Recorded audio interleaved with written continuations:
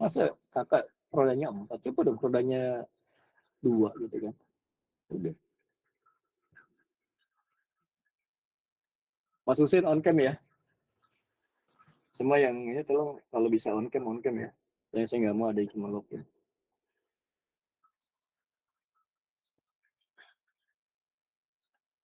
Belajar naik sepeda, message goes lagi, jatuh lagi. Itu kedua kalinya, kakinya luka. Pak luka ya nggak apa-apa luka, apa-apa tinggal diobatin, tinggal dibersihin. Udah nggak apa-apa. Saya bersihin aja udah dilap, udah ayo. Enggak jangan. Kalau kena air lagi basah gini, kena air tambah perinter nggak, dia akan kapok buat goes sepeda lagi.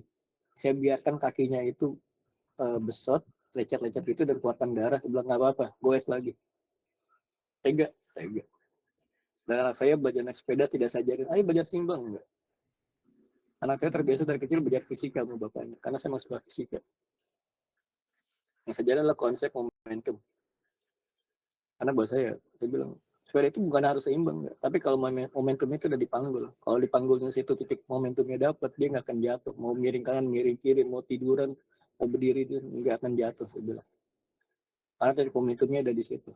Ada di jok ke bawah. Bukan jok ke depan atau jok ke belakang. Jok ke bawah itu momentumnya. Dia pembalap. Bisa lepas tangan, berdiri, lihat dengkulnya ngapain. Ngejepit posisi di mana dia duduk. Karena di situ momentumnya berada. Tanya engineer, di mana tetap momentumnya kendaraan itu berjalan. Itu, bukan pasti tengah-tengah. Titiknya ada di mana. Titik itu didapatin, udah, kalian nggak akan jatuh. Itu yang saya pelajarin dulu waktu saya belajar naik sepeda, seperti itu. Jadi kalau dulu saya nggak ngerti momentum. Saya nggak ngerti fisika, cuma saya senang mekanika aja. Nah, saya belajar akhirnya berikutnya bisa. Ibunya panik. Anak perempuan kakinya lecet-lecet, dia bilang apa? Dia bilang sembuh, siram, cuci pakai air, kasih Rivanol, bersihin. Dia bilang nggak usah diperban, biarin aja. Ini biar apa namanya, biar tubuhnya latihan jadi kuat, biar apa terbentuk imunitas sendiri.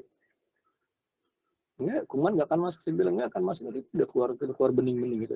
Bening enggak, itu leukosit, saya bilang itu saudara putih, nggak apa-apa, udah tenang aja. 3 hari sembuh, saya bilang. 3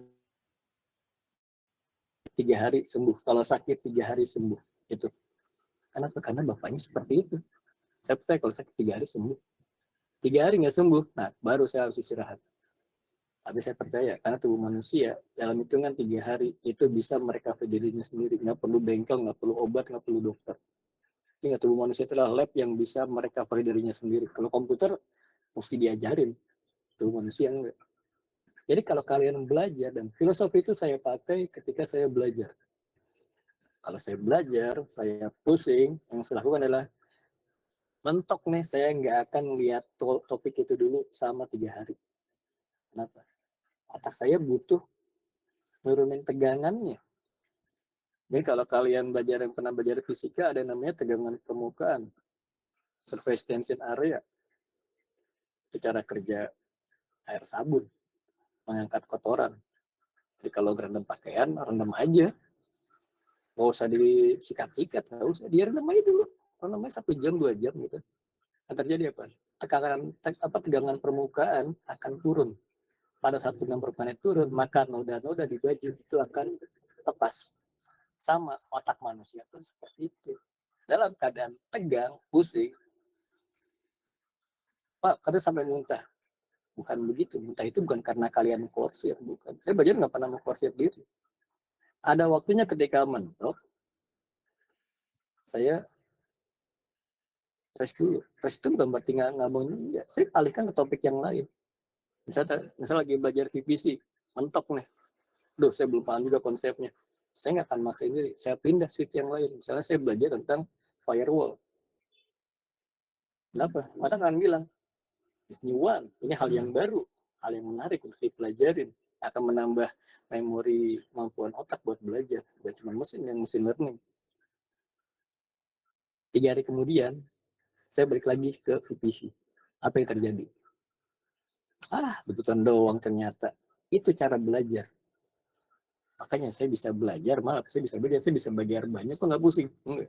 Ngapain? Karena saya menganggap otak saya ini sedang berada di wahana permainan. Wah, ini kayaknya susah nih. Waktu itu saya tinggal tuh belajar AWS gila. Ini udahlah saya tinggal. Tapi kalau saya tidak mengerjakan, saya tidak akan pernah berhasil. Karena saya harus mengalahkan rasa takut saya dulu. Umumnya orang tidak berhasil karena takut. Takut gagal. Takut jangan takut gagal, takut berhasil. Kalau saya mah, kenapa nggak ini berhasil? Ya, saya di kepala saya nggak bilang takut gagal, saya bilang takut berhasil. Kenapa nggak bersertifikasi? Takut lulus. Sombong amat, iya emang sombong. Sombongnya bukan sombong negatif. Itu karena saya tidak menggunakan kosakata takut gagal di kepala saya. Saya takut berhasil. Terus kalau dapat buat apa? Gak ada apa-apa. Hanya buat membuktikan kalau ternyata otak saya ini masih berfungsi dengan benar. Jadi tubuh saya masih sehat, akal saya masih berjalan dengan baik. Logikanya jalan gitu. Kalian punya waktu 7 hari dari sekarang. Sebelum tanggal 4 November.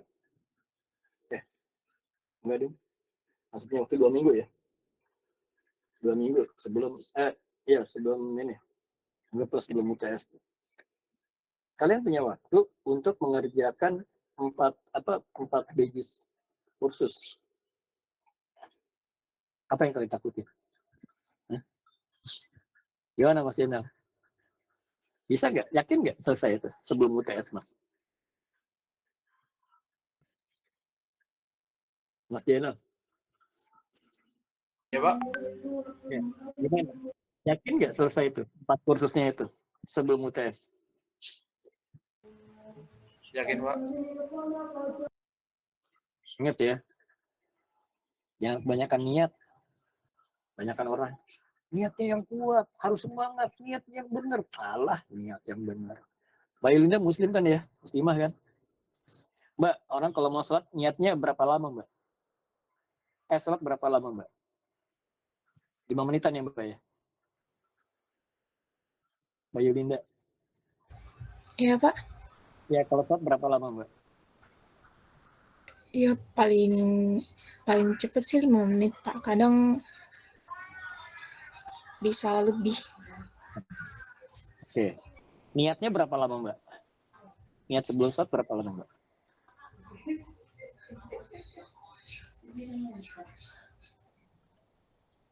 Kalau niatnya berapa lama, Mbak? Kan sholatnya minimal bisa lebih dari 5 menit. Kalau niatnya berapa lama, Mbak? Nggak nyampe 1 menit sih, Pak. Nah, itu dia. Banyak orang, ayo niatnya yang kuat, niatnya yang banyak. Niat tuh nggak perlu lama-lama, nggak perlu banyak-banyak. Kalau saya bilang niat berapa lama, Dri? 3 detik lah. Kenapa? Biar 3 detik bukan niat namanya tuh. Itu ngelamun. Saya punya prinsip 3 detik ya. Teman-teman naik motor kan? Nah, saya kasih tahu cara belajar nih. Sama kayak teman-teman naik motor.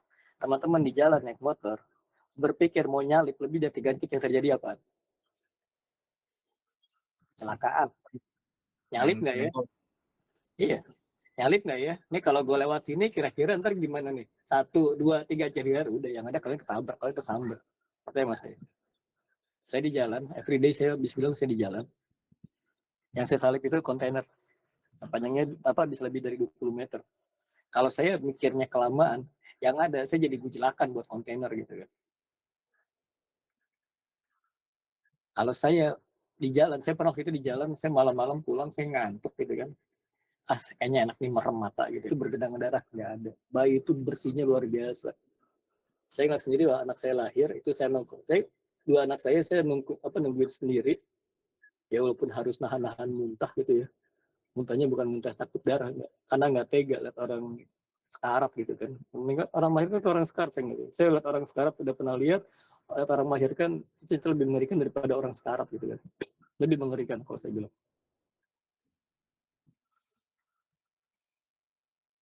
Itu keluar dengan kondisi masih terselubung selaput. Gak ada nodanya sama sekali. Sampai saya mikir, ini napasnya dari mana gitu kan. Pokoknya saya nggak habis pikir lah gitu kan. Nggak habis pikir beneran. Itu nggak ada. Jadi benar-benar masih dibungkus selaput kayak gitu kan. Itu selaputnya itulah yang akan, jadi Ya benar-benar masih polos dan dia nggak tahu apa-apa. Baca nggak bisa, komputer nggak tahu. Pokoknya brojol aja dulu. Begitu gue lihat, buat kok kayak begini sih? Ya sini siapa nih? Bapak, Ibu, tolong, ada Bu Dokter, ada Pak Dokter, tolong, ada bidan, ada suster. Dia mungkin teriaknya begitu kali waktu nangis. Kenapa? Orang biasa dalam rahim itu cuma dengar suara bapak sama suara ibunya atau suara kakaknya. Tiba-tiba di luar, ini tempat apa nih? Kok kayak begini? Kok aneh banget nih? Kok begini? Loh, kok gue telanjang? Mungkin dia teriaknya gitu kali. Mungkin. Apa yang terjadi apa? Dia sudah lahir, dia sudah memulai. Mau ngapain lagi? Selesaikan. Itu filosofi yang saya pelajarin. Saya banyak kan belajar filosofi dari kehidupan itu. Itu saya terapkan dalam kondisi sehari-hari. Sama gitu ya. Yang mau nyerah, saya ada kenapa sih Bang tadi?